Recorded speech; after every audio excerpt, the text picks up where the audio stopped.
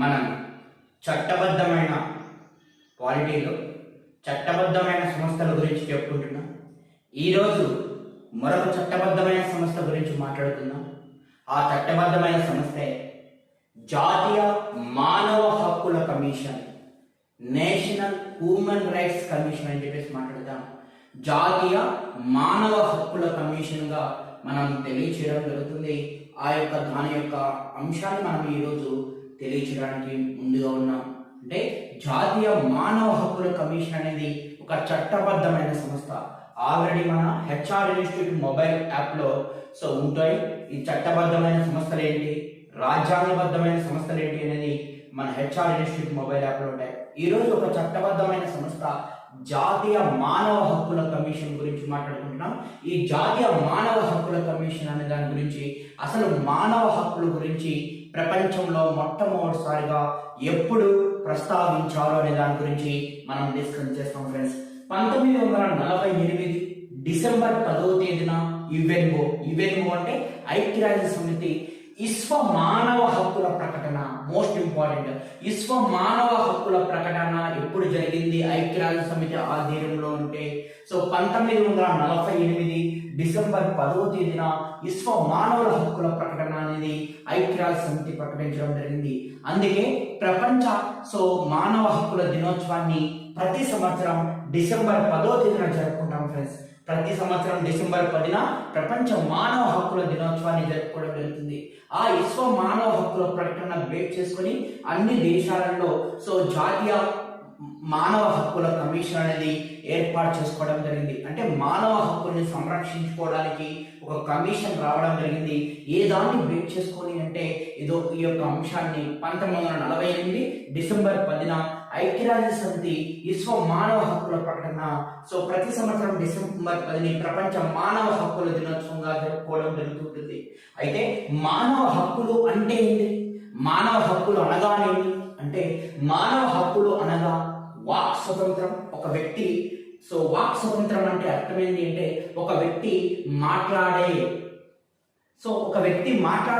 దానికి అర్హత కలిగి ఉండడం. అదేవిధంగా భావ ప్రకటన అంటే అతనిలో ఉండే భావాన్ని ఎక్స్ప్రెషన్ చేయడం, అతను చెప్పవలసిన దాన్ని చెప్పడం, ఇవన్నీ మనం మానవ హక్కులకి చూస్తున్నాం. అదేవిధంగా పని హక్కు, ఒక వ్యక్తికి పని కల్పించడం, విశ్రాంతి పొందే హక్కు, విద్యా హక్కు, జీవించే హక్కు, ఈ హక్కులన్నీ మానవ హక్కులో భాగంగా చేసుకుని వీటినే మానవ హక్కులుగా అంటాము అని చెప్పేసి ఒక వ్యక్తి జీవితంలో ఇవన్నీ ఈ హక్కులన్నింటినీ పొందడాన్ని మానవ హక్కులుగా చెప్తాం. అవి ఏమేమి హక్కులు అంటే వాక్ స్వతంత్రం, భావ ప్రకటన, పని హక్కు, విశ్రాంతి పొందే హక్కు, విద్యా హక్కు, జీవించే హక్కు, ఇవన్నీ మానవ హక్కుల్లో భాగంగా చేసుకుని మనం చెప్పడం జరుగుతుంది. అయితే మానవ హక్కులకు సంబంధించిన ఆ మానవ హక్కుల యొక్క పరిరక్షణ కోసం కొరకు ఒక మానవ హక్కుల సదస్సు అనేది జరిగింది. మోస్ట్ ఇంపార్టెంట్, మానవ హక్కుల్ని పరిరక్షించుకునేందుకు మనకి మానవ హక్కుల సదస్సు అనేది జరిగింది. 1992వ సంవత్సరం జెనీవాలో జరగడం జరిగింది.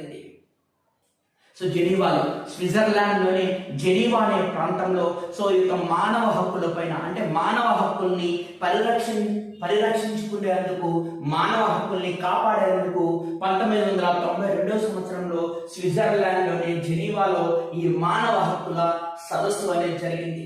దాన్ని బేస్ చేసుకొని, దాన్ని ఆధారంగా చేసుకొని మన ఇండియాలో మోస్ట్ ఇంపార్టెంట్ ఈ సదస్సుని ఆధారంగా చేసుకొని ఈ సదస్సులో మానవ హక్కుల గురించి బాగా ప్రస్తావించడం జరిగింది. ప్రతి దేశము మానవ హక్కులకు సంబంధించి ఒక ప్రత్యేకమైన సంస్థను ఏర్పాటు చేసుకోవాలా, ఒక కమిషన్ ఉండాలని చెప్పేసి చెప్పడం జరిగింది. అందుకే మానవ హక్కుల యొక్క సంరక్షణ కోసం మన ఇండియాలో మోస్ట్ ఇంపార్టెంట్ ఈ డేట్ 1993 సెప్టెంబర్ 28 1993 సెప్టెంబర్ 28వ తేదీన రాష్ట్రపతి ఆర్డినెన్స్ అంటే రాష్ట్రపతి మనకి 123 ఆర్టికల్ ప్రకారం ఆర్డినెన్స్ జారీ చేయడం జరుగుతుంది. అంటే రెండు సభలు క్లోజ్ లో ఉన్నప్పుడు, రెండు సభలు మూతబడి ఉన్నప్పుడు, రాజ్యసభ లోక్సభ అనేది మూతబడి ఉన్నప్పుడు సో రాష్ట్రపతి ఆర్డినెన్స్ చేసి ఒక దాన్ని చట్టం చేయవచ్చును. అంటే రాష్ట్రపతి ఆర్డినెన్స్ ద్వారా 1993 సెప్టెంబర్ 28న మనం ఏం చేసుకున్నాము అంటే సో మనము ఈ యొక్క ఎన్హెచ్ఆర్సి అంటే నేషనల్ హ్యూమన్ రైట్స్ కమిషన్ దాన్ని సో యొక్క ఆర్డినెన్స్ ద్వారా జారీ చేయడం జరిగింది. సో అప్పుడే ఆ యొక్క తర్వాత మనకి ఒక 14 డేస్ తర్వాత 1993 అక్టోబర్ 12న ఎన్హెచ్ఆర్సి కమిషన్ ఏర్పాటు చేసుకున్నాం. ఎన్హెచ్ఆర్సి కమిషన్ ని సో యొక్క మనకి రాష్ట్రపతి ఆర్డినెన్స్ ద్వారా మొట్టమొదటిసారిగా ఆ కాలంలో రాష్ట్రపతి ఎవరున్నారంటే శంకర్ దయాళ్ శర్మ. ఒక రాష్ట్రపతి ఆర్డినెన్స్ ఎప్పుడు జారీ చేస్తారంటే రెండు సభలు ఉభయ సభలు క్లోజ్ లో ఉన్నప్పుడు ఆర్డినెన్స్ జారీ చేసి ఏదైనా ఒక అంశాన్ని చట్టంగా మార్చే అధికారం కలిగి ఉంటుంది. అందుకే ఎన్హెచ్ఆర్సి కమిషన్ ఎప్పుడు ఏర్పడిందంటే 1993 అక్టోబర్ 12. దీనికి సంబంధించిన ఆర్డినెన్స్ ఎప్పుడు జారీ అయిందంటే 1993 సెప్టెంబర్ 20. అయితే ఎన్హెచ్ఆర్సి మరియు హెచ్హెచ్ఆర్సి అంటే national human rights commission and state human rights commission act ఎప్పుడంటే 1994. Very very important. యాక్చువల్ గా యాక్ట్ ముందు జరగాలి, కానీ ఇక్కడ యాక్ట్ వెనకాల జరిగి తర్వాత సో యాక్ట్ తర్వాత జరిగి అంటే యాక్ట్ సో 1994లో జరిగింది. ఏర్పడేమో 1993లో ఏర్పడింది.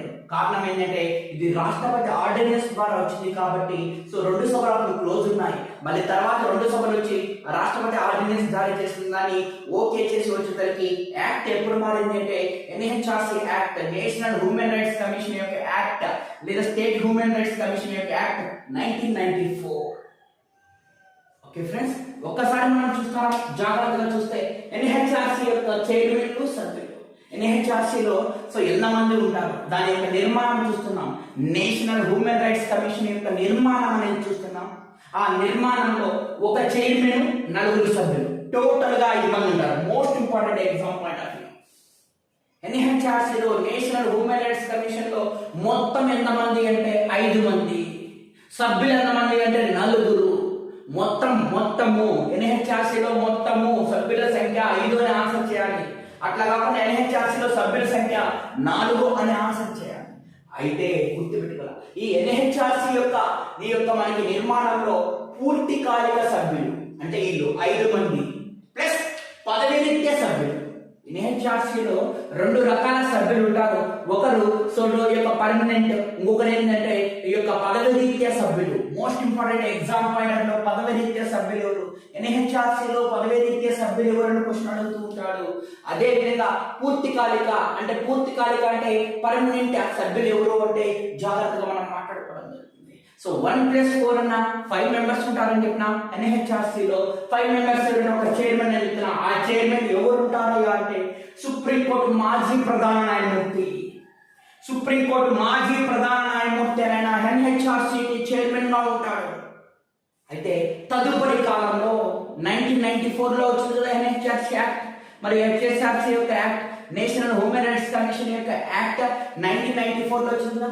ఆ యాక్ట్ కి సవరించి 2010లో సవరణ చేశారు. ఆ యాక్ట్ కి ఏమని సవరణ చేశారు అంటే సుప్రీంకోర్టు మాజీ ప్రధాన న్యాయమూర్తి కాదు చైర్మన్ గా సుప్రీంకోర్టు సాధారణ అంటే మాజీ సాధారణ న్యాయమూర్తి కూడా ఉండవచ్చు. ఫస్ట్ లో ఏం చెప్పారు అంటే సుప్రీంకోర్టు మాజీ ప్రధాన న్యాయమూర్తి మాత్రమే ఎన్హెచ్ఆర్సికి చైర్మన్ గా ఉండాలని చెప్పారు. కానీ 2010లో ఏం చేశారంటే సవరణ చేసి సుప్రీంకోర్టు మాజీ సాధారణ న్యాయమూర్తి కూడా దీనికి చైర్మన్ గా ఉండొచ్చు అని చెప్పేసి తెలియజేశారు. చైర్మన్ గురించి క్లియర్ గా చెప్పడం లేదు. సభ్యుడు ఒక సభ్యుడేమో సుప్రీంకోర్టు సాధారణ న్యాయమూర్తి అయి ఉండొచ్చు, మరొక సభ్యుడేమో హైకోర్టు న్యాయమూర్తి అయి ఉండొచ్చు. మిగతా ఇద్దరు సభ్యులు మానవ హక్కుల రంగంలో నిపుణులై ఉండాలి. హ్యూమన్ రైట్స్ పైన మానవ హక్కుల పైన కొద్ది మేరకైనా అనుభవం కలిగి ఉంది, సో అవగాహన కలిగి ఉంది, వాటిని ఎలా చేయాలి అనే అంశం పైన నిపుణులై ఉండాలా. మానవ హక్కుల రంగంలో యొక్క నిపుణులై ఉండాలా. ఈ విధంగా సో ఒక చైర్మన్ 4 సభ్యులు అనే వాళ్ళు ఉంటారు. వాళ్ళ అర్హతలు ఎలా ఉంటాయని చెప్పడం జరిగింది. సో అంటే చైర్మన్ హోదాలో ఉండాలంటే సుప్రీంకోర్టు మాజీ ప్రధాన న్యాయమూర్తి లేదా 2010 తర్వాత సాధారణ న్యాయమూర్తి కూడా మాజీ సాధారణ న్యాయమూర్తి అని ఉండొచ్చు. సభ్యులు ఒకరేమో సుప్రీంకోర్టు సాధారణ న్యాయమూర్తి, మరొకరేమో హైకోర్టు న్యాయమూర్తి, మరొక ఇద్దరేమో మానవ హక్కుల రంగంలో నిపుణులై ఉన్నారు. అయితే గుర్తుపెట్టుకోవాలి, ఈ సభ్యుల్లో కంపల్సరీగా ఒక మహిళ ఉండాలి. Most important. నలుగురు సభ్యులు ఉన్నారు కదా, ఈ నలుగురిలో ఎవరో ఒక పొజిషన్ లో, ఈ సభ్యుల యొక్క పొజిషన్ లో ఖచ్చితంగా ఒక మహిళ ఉండాలి. ఇక్కడ మనం ఇంతకుముందు రాజ్యాంగబద్ధ సంస్థలో ఎస్టీ దగ్గర కూడా ఇదే అంశాన్ని చెప్పినాం. సో కంపల్సరిగా ఒక సభ్యుడు ఎస్టీ కమిషన్ లో మనకి షెడ్యూల్ తెగల కమిషన్ లో కంపల్సరిగా ఒక మహిళా న్యాయం ఉండాలి. ఇక్కడ కూడా ఎన్హెచ్ఆర్సీలో కంపల్సరిగా సభ్యుల్లో ఒక మహిళ తప్పనిసరిగా ఉండాలి. Okay, most important. ఈ విధంగా పూర్తికాలిక సభ్యుల గురించి మాట్లాడుకున్నాం. పదవిరీత్యా సభ్యులు ఇక్కడ ఎవరు అంటే, సో గుర్తుపెట్టుకోవడం, జాతీయ ఎస్సీ కమిషన్, జాతీయ ఎస్టీ కమిషన్, జాతీయ మైనార్టీ కమిషన్, జాతీయ మహిళా కమిషన్. వీళ్ళు పదవిరీత్యా ఎన్హెచ్ఆర్సీలో గుర్తుపెట్టుకోవాలా. ఎస్సీ, ఎస్టీ, సో మైనార్టీ మరియు సో మహిళా కమిషన్ యొక్క చైర్మన్లు ఇందులో పదవిరీత్యా సభ్యులు. అయితే క్వశ్చన్ జాగ్రత్త వినాలి. ఎన్హెచ్ఆర్సీలో పదవిరీత్యా సభ్యులు కాని వారు అంటున్నారు.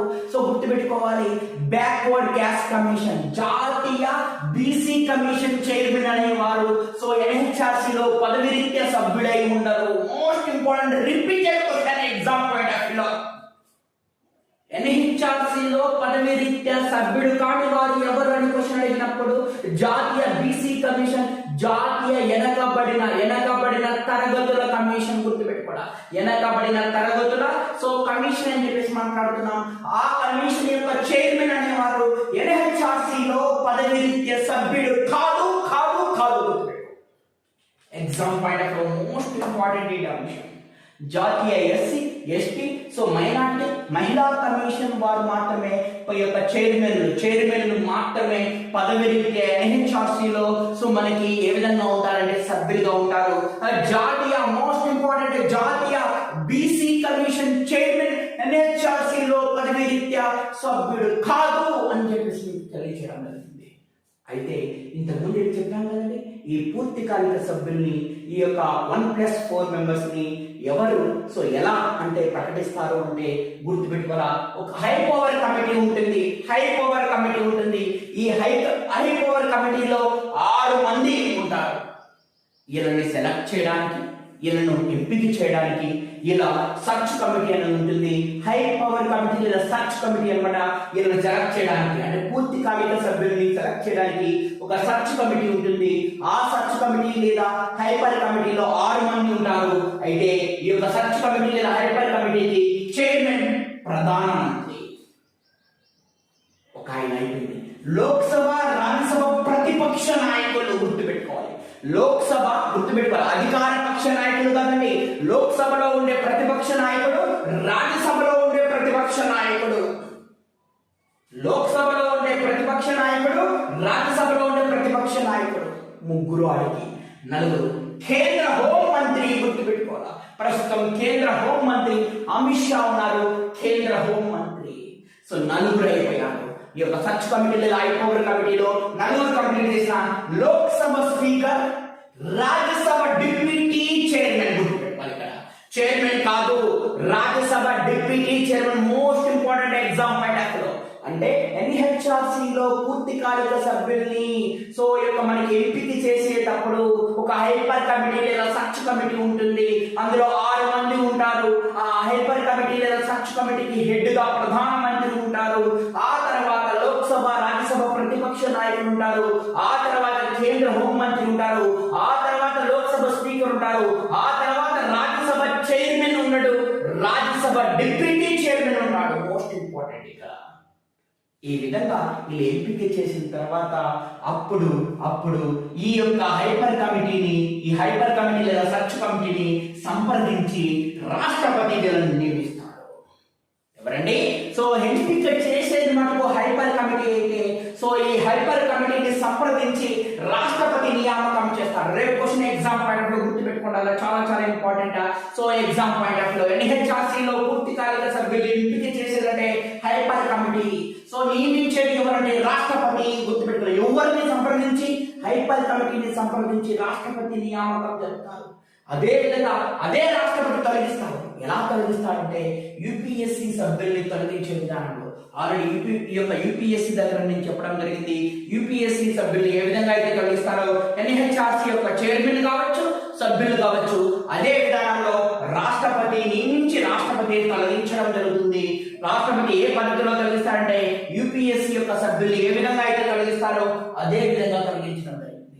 ఒకవేళ ఈ సభ్యుల్లో కానీ ఈ చైర్మన్ లో కానీ రాజీనామా చేయాలంటే కంపల్సరిగా రాజీనామా చేయాలంటే ఆ రాజీనామా కూడా రాష్ట్రపతికి ఇవ్వాలి. గుర్తుపెట్టుకోవాలి. సో ఈ సభ్యులు ఎవరు, ఈ సభ్యుల్లో ఉండే వాళ్ళు ఎవరైనా సరే చైర్మన్ కానీ రాజీనామా చేయాలంటే కంపల్సరిగా రాష్ట్రపతికి ఇవ్వాలి. ఓకే. సో ఇలా నియామకం చేపట్టేది రాష్ట్రపతి. ఎవరిని సంప్రదించి? హైపర్ కమిటీని సంప్రదించి. తొలగించేది రాష్ట్రపతి. ఎలా? యూపీఎస్సీ యొక్క సభ్యులను తొలగించే విధానంలో. అయితే వీళ్ళ పదవీ కాలం అంటే ఈ ఎన్హెచ్ఆర్సీలో ఉండే వాళ్ళ యొక్క పదవీ కాలం మొదటిలో 5 సంవత్సరాలు లేదా 70 సంవత్సరాలు. 5 సంవత్సరాలు లేదా మొదటిలో ఫస్ట్ లో 5 సంవత్సరాలు లేదా 70 సంవత్సరాలు. ఏది ముందొస్తే అది జరగడం జరుగుతుంది. 5 సంవత్సరాలు కావచ్చు పదవి లేకపోవచ్చు, లేదా 70 సంవత్సరాలు కావచ్చు.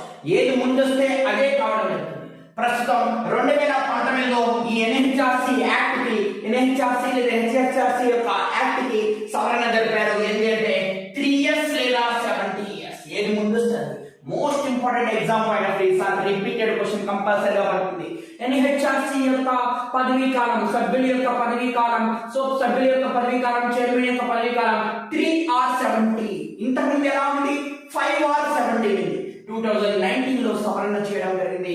మోస్ట్ ఇంపార్టెంట్ గుర్తుపెట్టుకోండి ఎగ్జామ్ పాయింట్ ఆఫ్ లో.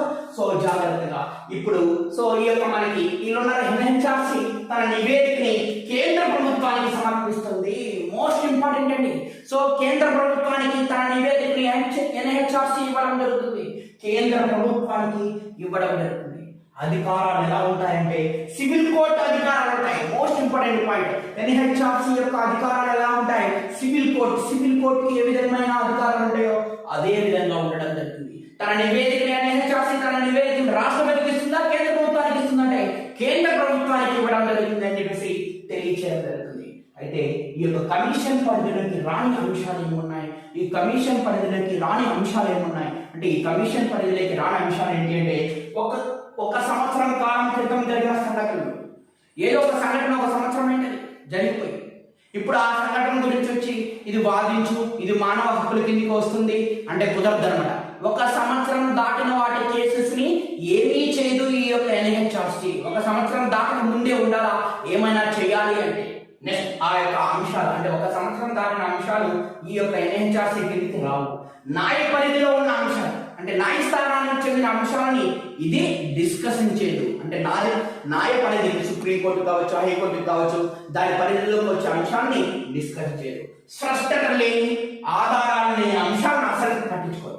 అంటే క్లియర్ గా లేని యొక్క మనకి ఆధారం లేనటువంటి స్పష్టత లేనటి స్పష్టత మరియు ఆధారం లేని అంశాన్ని ఇది పట్టించుకోదు. సాయుధ బలగాలపై వచ్చే ఫిర్యాదు అంటే ఆర్మీ కావచ్చు, ఎయిర్ ఫోర్స్ కావచ్చు, నాయకుల వాళ్ళపై వచ్చే యొక్క ఫిర్యాదులు కూడా ఈ యొక్క కమిషన్ పరిధిలోకి రావు. ఒక సంవత్సరం దాటిపోయిన సంఘటనలు, రెండోది న్యాయ పరిధిలో ఉన్న అంశాలు, మూడోది స్పష్టత మరియు ఆధారం లేని అంశాలు, మరియు సాయుధ బలగాలు అంటే ఆర్మీ, నావీ, ఎయిర్ ఫోర్స్ వాళ్ళపైన వచ్చే ఫిర్యాదులు ఈ యొక్క కమిషన్ పరిధిలోకి రావు అని చెప్పేసి నేను తెలియజేయడం జరిగింది. ఓకే ఫ్రెండ్స్, ఈ యొక్క కమిషన్ యొక్క విధులు ఏమున్నాయి?